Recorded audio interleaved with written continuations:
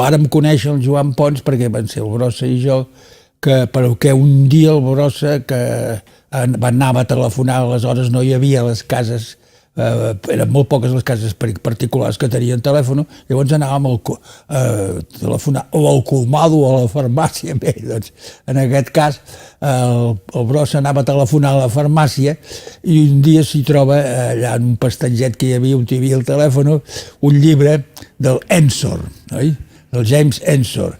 I el Brossa diu amb el noi de la farmàcia, diu, mira quin llibre que hi ha aquí, diu, és del pintor.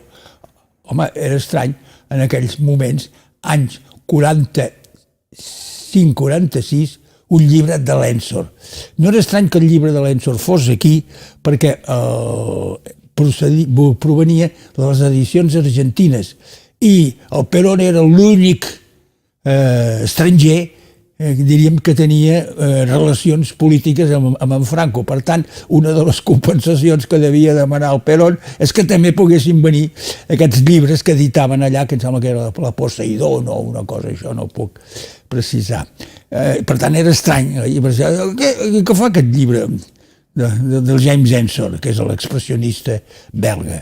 I és de l'artista. L'artista? Que hi ha un artista aquí? Sí, un que viu aquí a la plaça Molina, a la cantonada. Doncs escolta, m'agradaria conèixer-lo. I llavors, quan el Pons va tornar a anar a la farmàcia a telefonar, ens va dir, mira que hi ha vingut un tio que és poeta que et vol conèixer. I, bueno, doncs, sí, llavors en aquells anys el Brossa i jo érem molt estretament, ens veiem cada dia pràcticament al Captar, ens diu, mira, escolta, he conegut un artista aquí, el Joan Pons, i de seguida, així es vam conèixer, i de seguida el Pons i jo vam fer molt bona relació, vam ser molt bons amics, pràcticament tota la vida, menys amb alguns incidents que ens vam anar trobant, però jo recordo amb el Pons molt bons, ens partíem els cigarrets, només que llavors no teníem diners, tot era migrat i fotut, i tot ens ho repartíem i convivíem moltes coses, el Pons i jo. També tenia les seves relacions, però ja d'un altre tipus, amb en Brossa. I jo li deia, però escolta, d'on surten aquests monstres? I li deia, no ho sé, perquè com que ens vèiem pràcticament cada dia, doncs cap allà a les 10, les 11 de la nit, anàvem a dormir, o a les 12, doncs anàvem a dormir, i ell diu, jo quan us deixo a vosaltres i torno a casa, com que la família, clar, comptava amb ell, però una família que necessitava de la seva aportació, ell no aportava res econòmicament, si alguna cosa aportava, immediatament li retenien, oi? Llavors quan arribava aquella hora, la família dormia, ell es posava a la galeria, a la part del darrere, encenia una bombeta que hi havia penjada al sostre, una tauleta allà improvisada que tenia, agafava papers, el tinter, la pluma, alguns potets de pintura, i diu, jo no sé, jo agafo, i em poso a pintar i em surt això. O sigui que ell sempre va dir que li sortia. Després més tard, no. Després més tard ja va jugar amb aquest aspecte mistèric, amb aquest aspecte màgic, però va jugar en el sentit per la captació dels altres, però no per la seva, ell com a Déu. Ell sempre va tenir aquesta personalitat oculta, vés a saber per què, oi? Quina filosofia hi havia en el seu interior. Sí, podríem anar esbrinant més, però no sé si una exposició és prou àmbit que és de pas, per reflexionar davant de cada una de les obres ja és una altra cosa. Llavors sí, hi ha més, segurament que hi ha més. Doncs jo, al conèixer el Pons, ens vam trobar que era un noi que feia Cézannes i que anava a pintar a Sant Genís dels Agudells. Sant Genís dels Agudells era als afores de Barcelona, avui cap allà al Montbau, em sembla que anava a pintar allà. I en aquell moment ell era un gran innovador perquè ell feia Cézanne, el Pons, feia Cézanne. El coneixen a nosaltres, la cosa va canviar perquè, esclar, nosaltres anàvem amb altres derroteros, en altres camins, el camí del dadaisme i el camí del surrealisme, o sigui, el camí de la negativitat de tot l'establert i del surrealisme que hi ha un altre Déu, una altra font de motivació per la creativitat. I això el va posar a entrar en dubtes, va deixar de ser cesarià i llavors es va decantar cap a una mica de l'espiritualitat de l'art. I llavors va ser quan va optar per Rouault, per la manera, el Fauve, podríem dir un Fauve, però el Fauve espiritual, religiós, oi? No sé si hi havia algun altre factor extern, però m'estranya perquè potser sí, perquè la família del Pons era pobreta, una família ben desgraciada, oi? Tenien pare, però el pare no hi era, només se n'aprofitava d'ells. Era tremendo, oi? I doncs va passar a ser Rouault. I llavors ja amb tot això, doncs ja ells fan l'exposició del Pons i altres, el d'August Puig de Sarrià i el Pere Tort, l'exposició Els Blaus de Sarrià. Això és 46, finals del 46, mes de desembre del 46. El 47, doncs, la relació és molt estreta. En l'entretant hem anat coneixent el Tàpies i el Cuixart, oi? I el Pons ha anat canviant. I al final, diríem, d'aquesta trajectòria, que arribem, per dir-ho d'alguna manera, en el 48, o sigui, just al moment del 10 al 7, resulta que el Pons ja ha deixat també aquesta manera, aquest Fauve espiritual de Rouault, oi? I ha passat a ser aquest artista que se n'ha dit màgic. Jo encara no he trobat la definició exacta, perquè de màgia no en tenia res, i de psiquiàtric o psicòtic tampoc, però en el límit, no? En el límit, tant ens havien conegut amb el Tàpies i amb el Cuixart, no? I el Tàpies feia una cosa escarosa, una pintura escarosíssima, de detritus, o sigui, ell que era de bona família, una pintura que escandalitzava a la pròpia família, el Tàpies. El Cuixart sempre era més poètic, diríem, era una pianola, el Cuixart, oi? Buscava una cosa més harmònica, a la manera mironiana. El Tàpies, per dir-ho en termes d'ara més o menys, era més expressionisme, escarosament expressionista, oi? Escandalosament. El Cuixart era més aviat, doncs, mironià, més poètic, més melós, oi? I el Pons, doncs, amb aquests monstres, els va començar, per influència del Brossa, a posar-los barret de copa, que també ho feia el Tàpies, i començar a escriure, aprofitant les indicacions del Brossa, les canyapobres i coses així. I sí, ja al moment del 10 al 7 sembla una pintura o una dibuixística alienada, oi? Però antiburgesa, oi? Això que agradava molt als burgesos, precisament, oi?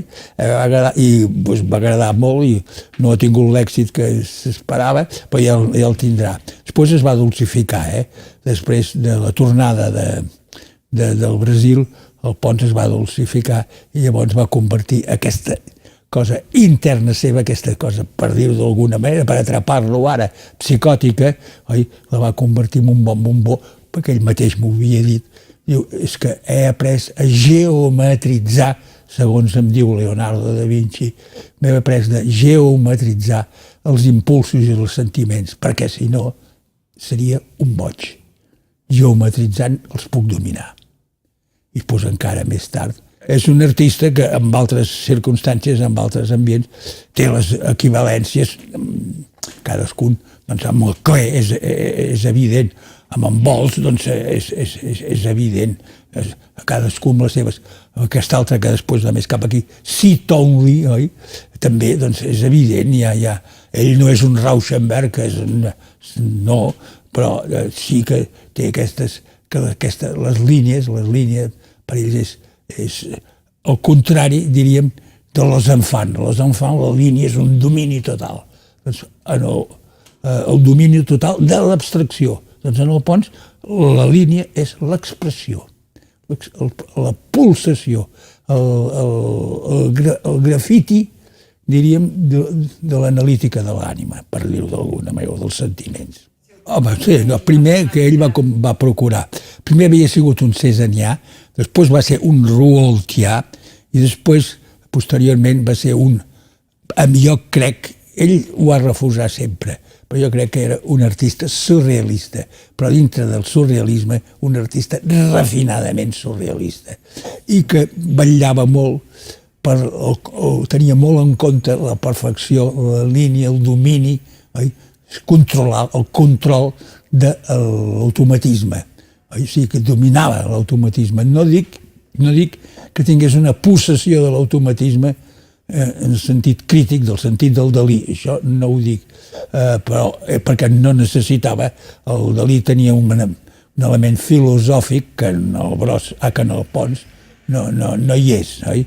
El Pons és un element més aviat humà, molt humà, oi? El Pons el que pagava són el fet humà, oi? I d'aquí que doncs, em sembla que és l'aspecte que li va saber trobar la darrera dona, la segona dona, la Mar, que el va agafar per aquest aspecte d'humanitat que ell buscava en les coses. I ella, em sembla que potser li va saber reconèixer i doncs, ajudar, donar.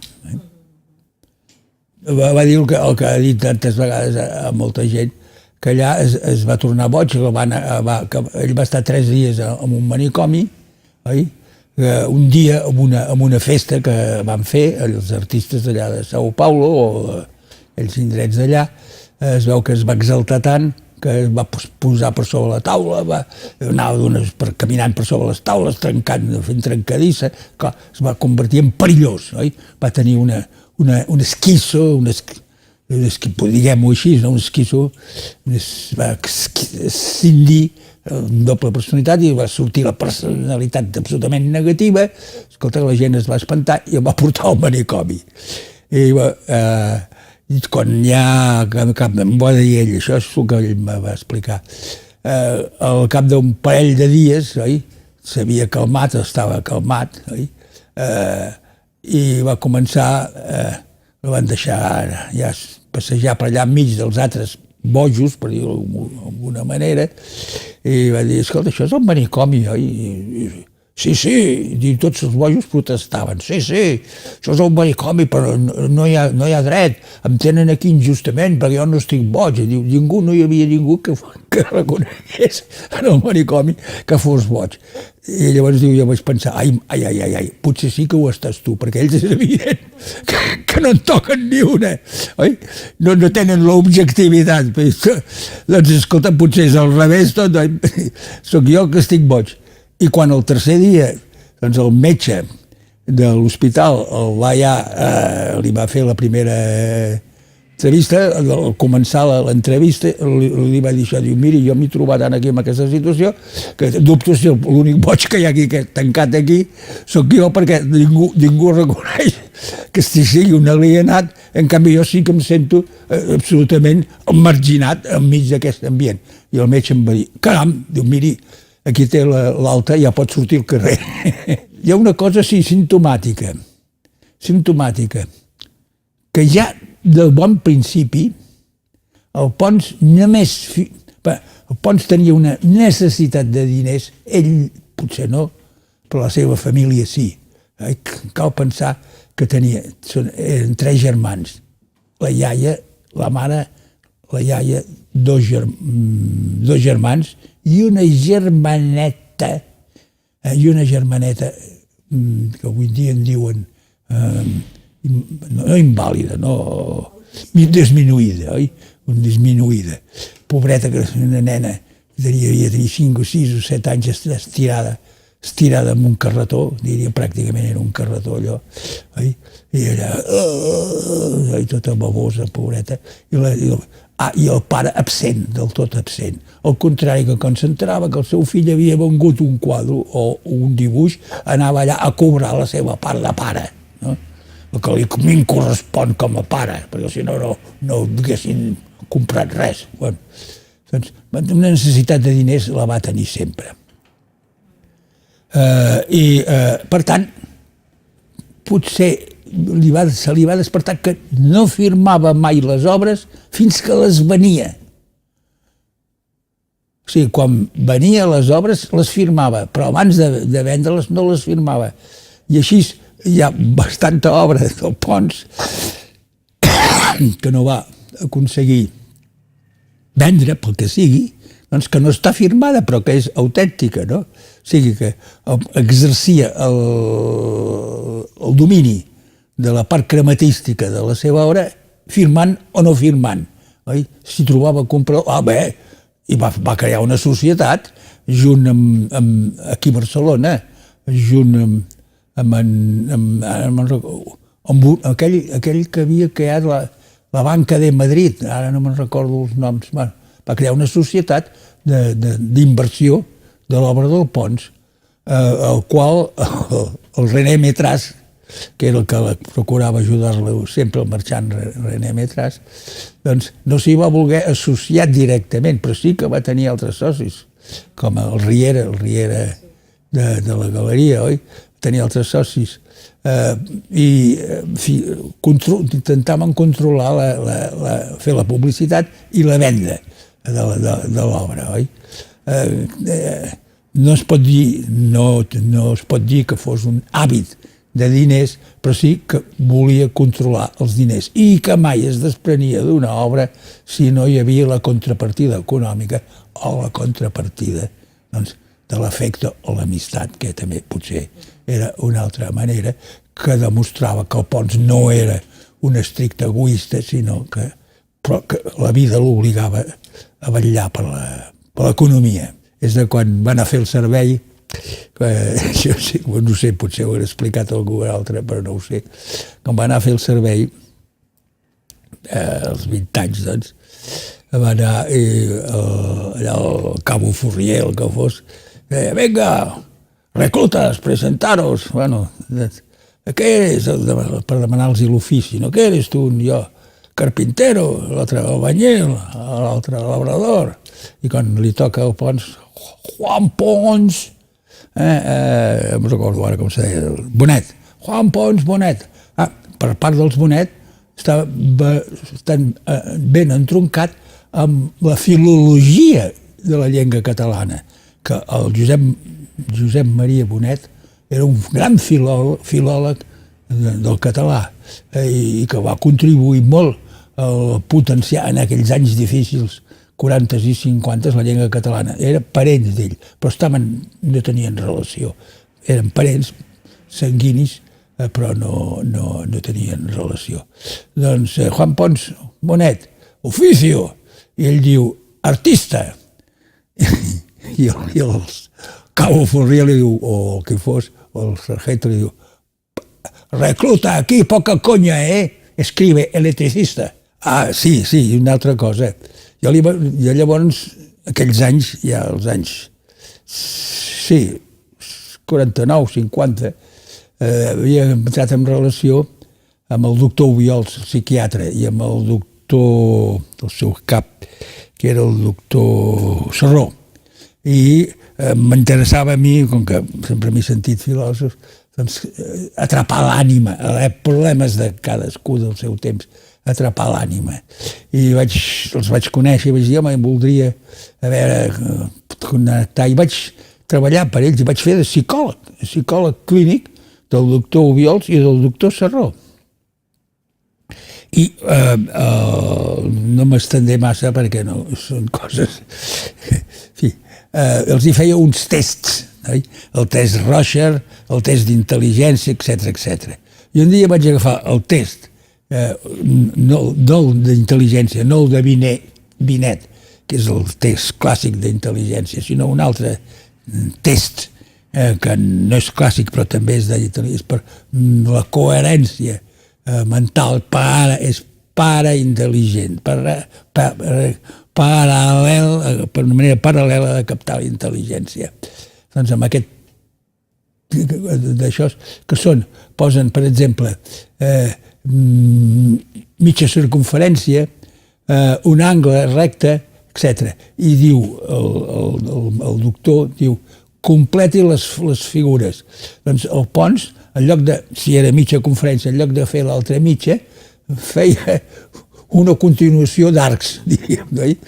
L'angle recte, en lloc de, diríem, tancar-lo, o fer un triangle, o tancar-lo, fer l'altre, doncs ho convertia en un test, no? O sigui, és dir, escolta, això, si tu passes, ara passessis per mi, però, perquè era l'Hospital Clínic, això, el Departament de Psiquiatria de l'Hospital Clínic, si ara passessis per allà a l'Hospital Clínic per mi, t'hauria de declarar boig, I, o sigui que era, en aquest sentit, en quant a les cal·ligrafies, diríem, era totalment virginal.